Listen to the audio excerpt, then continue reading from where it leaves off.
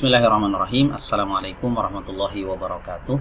Alhamdulillah wassalatu wassalamu ala Rasulillah wa ala alihi wa sahbihi wa man tabi'ahum bi ihsanin ila yaumiddin, amma ba'du. Baik teman-teman sekalian, pada kesempatan kali ini kita akan melanjutkan kembali pembahasan tentang makharijul huruf, dan sekarang kita akan memasuki makhraj al-lisan. Di mana makhraj al-lisan atau lidah ini terbagi menjadi 10 bagian.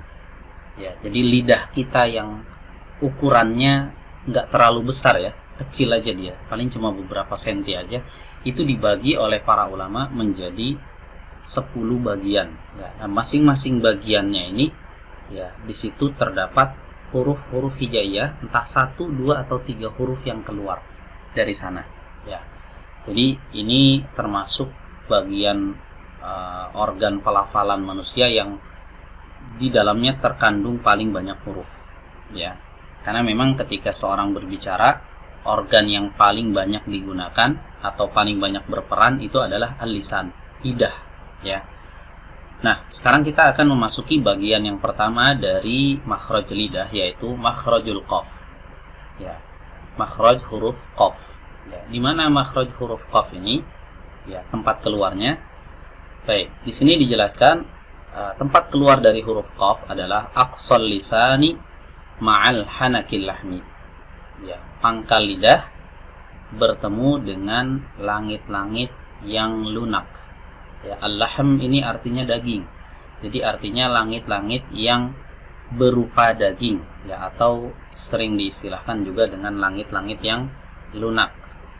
Perhatikan di sini teman-teman. Jadi ada 2 organ pelafalan yang berperan di sini. Pertama lidah, yang kedua adalah langit-langit, langit-langit atas.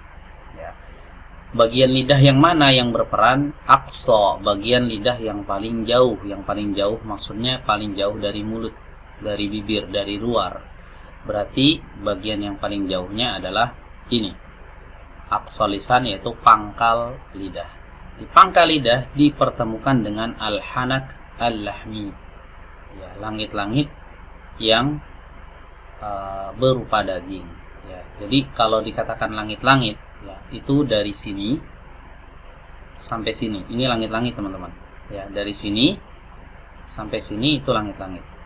Atau dari sini dari sini. Kalau ini kan sering kita menyebutnya istilahnya dengan gusi, daging yang ada di dekat gigi itu kan gusi. Paling di atas gusinya, mulai dari sini sampai sini. Nah, ini disebut dengan al-hanak atau langit-langit. Jadi makhraj huruf qaf itu ada di pangkal lidah bertemu dengan langit-langit yang daging, Jadi di sini teman-teman, pangkal lidahnya naik.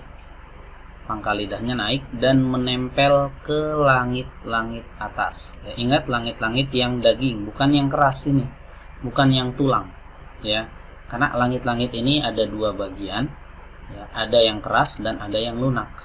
Nah, untuk qaf itu sendiri itu ada di langit-langit yang lunak, Nah, ini kalau kita paham ini, insya Allah salah satu kesalahan yang sering kali terjadi ketika kita mengucapkan huruf qaf itu akan hilang.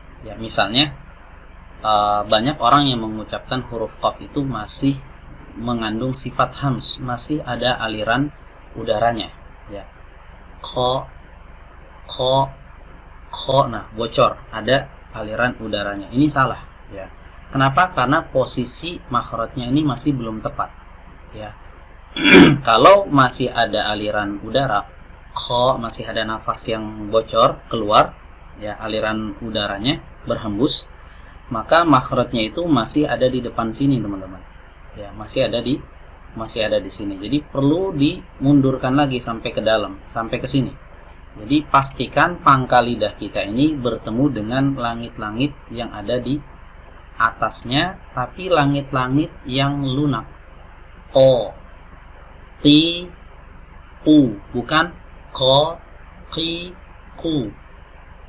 Oke, simak ya teman-teman perbedaannya. Sekali lagi saya baca. Kalau bocor nafasnya bunyinya seperti ini. Ko, Qi, Qu. Ini bocor. Ko, Qi, Qu. Tapi kalau tidak bocor, bunyinya seperti ini. O, qi, u. Nah, ini posisinya sudah benar. Ya, ada di pangkal lidah bertemu dengan langit-langit yang ada di atasnya, tapi langit-langit yang lunak. Nah, ini makhraj atau tempat keluarnya huruf qaf. Ya, sampai sini dipahami ya teman-teman ya. Baik, berikutnya kita lanjut ke makhraj lisan yang kedua, ya, yaitu makhrajul kaf, tempat keluarnya huruf kaf. Baik, huruf kaf ya keluar dari aqsal lisan masih di tempat yang sama, di pangkal lidah, ma'al hanakil lahmi wal azmi, ya, bertemu dengan langit-langit yang lunak dan langit-langit yang keras, langit-langit yang berupa daging dan langit-langit yang berupa tulang, ya, yang lunak dan yang keras. Jadi kalau qaf tadi, dia pangkal lidahnya murni bertemu dengan langit-langit yang lunak, yang berwarna apa nih? Berwarna orange ini ya teman-teman ya, agak kemerahan, warna daging. Nah, kalau huruf kaf, ya, itu pangkal lidahnya bukan ke sini saja. Jadi di situ ada perpaduan antara langit-langit yang lunak dengan langit-langit yang keras. Ya, teman-teman bisa raba. Ya, kalau memang mau tahu, teman-teman raba. Ketika kita meraba memasukkan jari kita ke sini, ini akan keras ya, terasa. Kita tekan ke atas, ini terasa keras. Nanti lama-lama itu akan, kalau semakin ke dalam ya kita raba, nah itu akan terasa lembut di sini. Nah, huruf kaf itu pangkal lidahnya ditempelkan ke pertemuan ya antara langit-langit yang lembut dengan langit-langit yang keras, langit-langit yang lunak dengan langit-langit yang keras. Ya, langit-langit yang lunak ini diistilahkan dengan al-hanakul lahmi, ya. Lahm itu artinya daging, langit-langit yang berupa daging. Adapun langit-langit yang keras ini disebut dengan al-hanakul azmi. Al-azm itu artinya tulang. Ya, jadi dia nggak ada dagingnya di dalamnya, ini tulang keras, kalau kita tekan itu keras. Nah, jadi ingat-ingat ya teman-teman ya, kaf itu posisinya ada di sini. Ya, makanya huruf kaf itu cara membacanya itu nggak boleh terlalu dalam. Qa, ya, lakum, linukum, itu terlalu dalam. Ya, majukan lagi, ya, majukan lagi sampai benar-benar kita yakin pangkal lidahnya ini menempel di pertemuan antara langit-langit yang keras dan langit-langit yang lunak. Ka, ki, ku, bak, bik, buk, ada hamsnya. Nanti akan kita pelajari terkait masalah sifat huruf ya. Sekarang yang penting kita tahu tempat keluar huruf itu dari mana. Ya, setelah kita mengetahui dan menguasai tempat keluar tiap huruf yang ada 28 ini, kan huruf hijaiyah totalnya ada 28, kalau ditambah alif jadi 29. Nah, kalau kita kuasai ini, baru nanti kita naik ke step berikutnya mempelajari tentang sifatul huruf.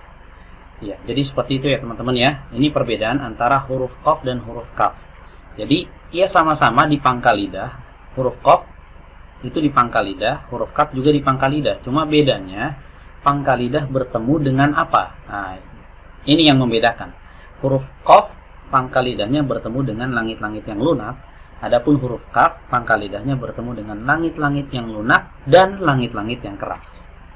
Ya, itu bedanya teman-teman. Baik, mungkin kita cukupkan sampai di sini. Kurang lebihnya mohon maaf. Akhirul kalam. Wassalamualaikum warahmatullahi wabarakatuh.